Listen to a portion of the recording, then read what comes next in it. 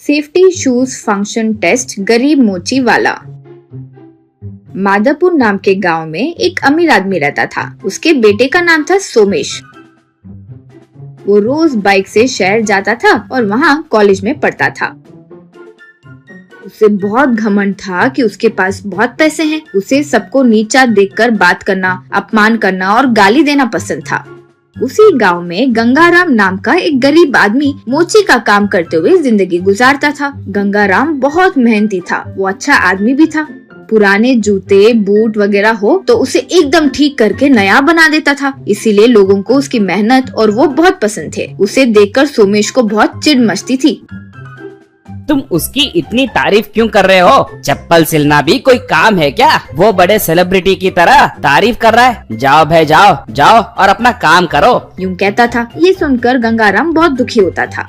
एक दिन एक युवक स्टेज पर माइकल जैक्सन की तरह नाच रहा था। माइकल जैक्सन की तरह झुककर बिना नीचे गिरे डांस करता रहा तो लोग तालियां बजाते गए। तब वो युवक, सबको मेरा नमस्कार। मैं आगे की ओर नहीं गिरा, इसका कारण मेरे जूते हैं। गंगाराम ने मुझे जूते तैयार करके दिए। उन्होंने नीचे छोटे कील डालकर स्टेज पर अटके रहे वैसे बना कर दिए। उनके लिए एक बार फिर तालियां बजाइए। यूं कहा। जब लोगों ने ताली बजाई तो गंगाराम बहुत खुश हुआ। सोमेश को बहुत जलन होने लगी। वो खड़े होकर, यहाँ क्या हो रहा है? हमें लगा है कि उसने वाकई बहुत बढ़िया स्टेप किया है, तो ये असली वजह है। उन जूतों को वो कमीने का बना कर देना क्या है? अपने डांस से हमारे लोगों को दीवाना बनाना क्या है? क्या है भाई?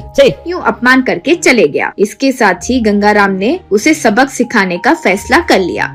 इस तरह गंगाराम ने एक जूता बनाया।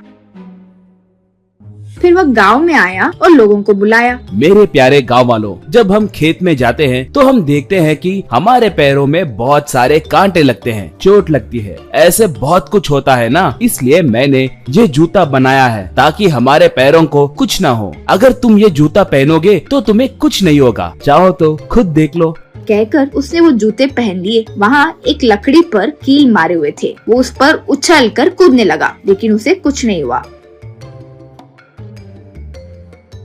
फिर उसने अपने जूते पर एक बड़ा सा रॉड रखा, लेकिन उसे फिर भी कुछ नहीं हुआ।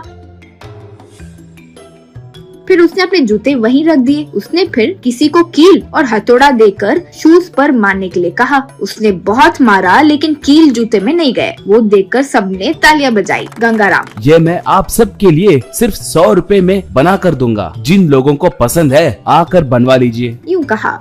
सोमेश ये सब देख रहा था और गुस्सा होने लगा। इस मूर्ख को हर दिन अच्छा नाम मिल रहा है, लेकिन ये जूते तो ठीक है। ये जूते पहनकर कॉलेज में लड़कियों के सामने बिल्डअप दे सकता हूँ। यूं सोचा। अगर वो गंगाराम के पास गया तो ये उसकी बेइज्जती होगी सोचकर उसने अपने काम वाले से कहा, जाकर तुम्हें शूज चाहिए कहकर उस गंगाराम से जूते लेकर आओ। मेरे लिए है, ये मत बताओ। ये लो पैसे। यूं कहा।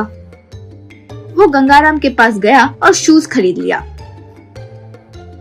उसने सोमेश को जूते दे दिए।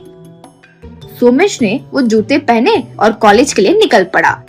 वहाँ सबको बुलाया। डियर बॉयज एंड गर्ल्स, मैंने ये जूते जर्मनी से खरीदे हैं। ये बहुत सख्त हैं, लेकिन ये बहुत कंफर्टेबल भी होते हैं। कील पर कूदने पर भी कुछ नहीं होता। चाहो तो देख लो।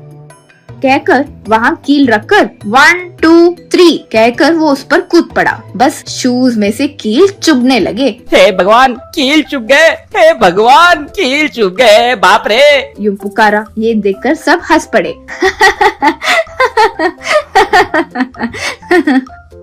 तभी सोमेश का फोन बजा। उसने फोन उठाया तो आगे से गंगाराम, क्या हाल है सोमेश बाबू? ये जूते कैसे हैं? तुमने सोचा था कि अगर तुम्हारे नौकर को भेजोगे तो मुझे पता नहीं चलेगा, इसलिए मैंने उसे साधारण जूते दिए। अब सबक मिला। अगर तुम फिर से दूसरों का अपमान नहीं करोगे तो ठीक रहेगा। यूं कहा। सोमेश टकरा गया और नीचे गिर गया।